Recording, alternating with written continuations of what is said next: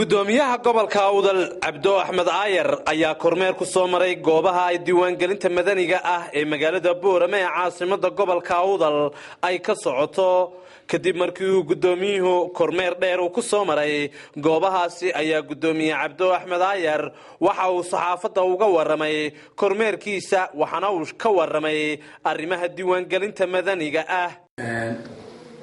maanta runtii waxaan kormeer ku soo maray goobihii diiwaangelinta oo ka kooban 28 goobood meelaha qaarkood baa laba meelood laba goobtiiba laba sanduuq la dhigay ama laba computer oo hawsha ka socota qirdinaas intii aan soo maray meel laba meelood markaan soo qaato oo dhinaca farsamada computerka internetka ay ka yaraysatay ka cadilaa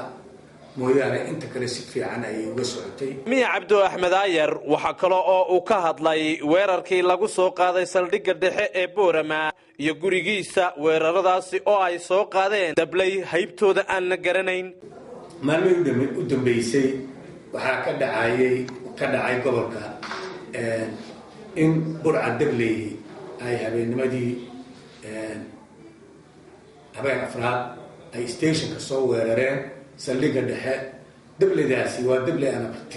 tirsiimo lahayn waa dable aan cidina sheegan waxay ahaayeen niman intay rasaas u fureen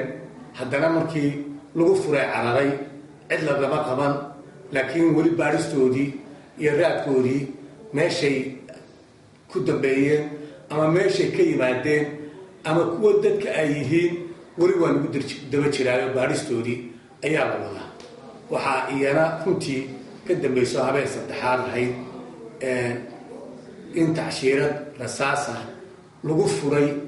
guriga barasaabka oonan markaa anigu joogin labadii habeennimo askarta oo markaa iyagu heeganka ahaa oo guriga dhex taagnaa ayaa rasaastu wejigiisa runtii sida la igu sheegay wejigiisa ay martoo jiidhay waxba may yeelin kumay dhicin gidaarkay qabsatay iyaguna rasaas bay rideen labadaas midna waxyeello ka yimi midna may dhicin waxaanse leeyahay uma qurux badna rasaasta magaalada dhexdeeda lagu furiyaa waxaan isleeyahay kama foga magaalada gudaheeda kama baxsana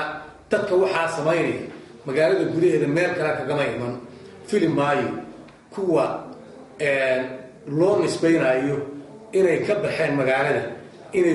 ay ka yimaadeen u fili maayo inay magaalada ku guda jiraan oo ku qarsoon yihiin ayaan filaynaa uma qurux badna bulshada uma qurux badna nabadgelyada uma qurux badna danta guud gudoomiyaha gobolka Awdal ayaa luqad adag kula hadlay gudoomiye ku-xigeenka koobaad ee xisbiga mucaaradka ee wadani Axmed Muumin Said oo uu ku sheegay inuu Axmed Muumin Said uu inta badan ilaashado una ka warhayo deegaanadiisa xisbiyada mucaaradka gudoomiye ku-xigeenka soo qaadanay gudoomiye ku-xigeenka wadani markaan soo qaato waa nin deegaanka ah waa nin bulshada ah dhowr jeero hore ayuu ku baaqay in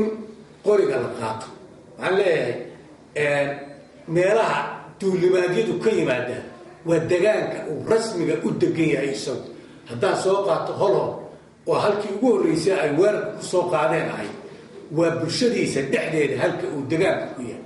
waxaa ka soo qaadanaya degmo laqas oo daraato halkii ay fadhiyeen kuwa jabhadda lagu tilmaama ay ahayd waa degmadiisa waa reerkiisa isaga iyo aqaladiisa ee deegaanka u ah runtii ciidamada booliisku markay ku baxeen waa halkii rasaasta lagaga riday ayay ahayd waxaan leeyahay adiga gundahaaga kama foga haddaad wax ka qabanaysid inta wax ridda inta xumaanta ka wada inta rasaasta iyo isticmaalaysa kaama ag fogaan odhan lahaa haddaad wax ka qabanaysid adiga oo madaxweynenimo ama madaxweyne ku-xigeen ama hogaankii labaad qofkii labaad ee xusbi qaran hoggaan ka ah haddana in aad arrimahaasi ay ku hoos yimaadaan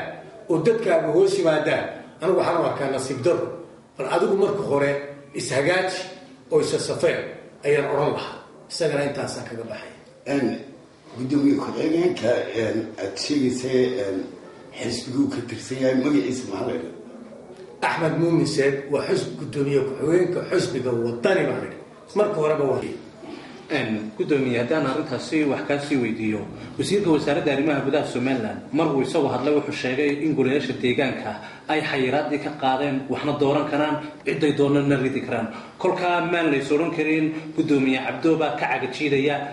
in maamulada degmooyinka Boorama iyo Baki in la rido oo ay cabasho xoogan xildhibaanadu ka qabaan. maya anigu ka cagajiidi maayo gudoomiye Cabdoola kama cagajiidi karo waa sharci waxa sharcigaana waad raacaysaa waa sax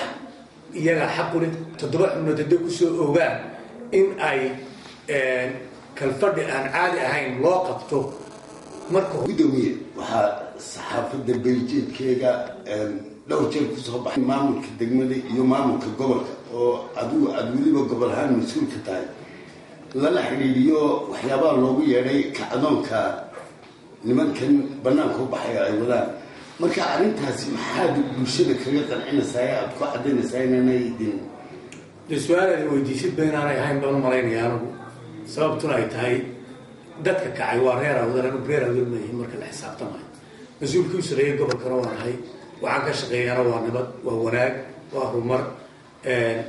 waxaan u malaynaya taasi inay su-aalahaas meel kale dabada ku hayso. ugu dambayntii gudoomiye Cabdo Axmed Aayar waxa uu hambalyo u diray soona dhaweeyay shirkii beelaha Gadabuursi ee ka dhacayay dooxada goob toosan ee ka tirsan degmada Lughaya ee gobolka Awdal. Axmed Diiriye Ciltire Raya TV magaalada Boorama.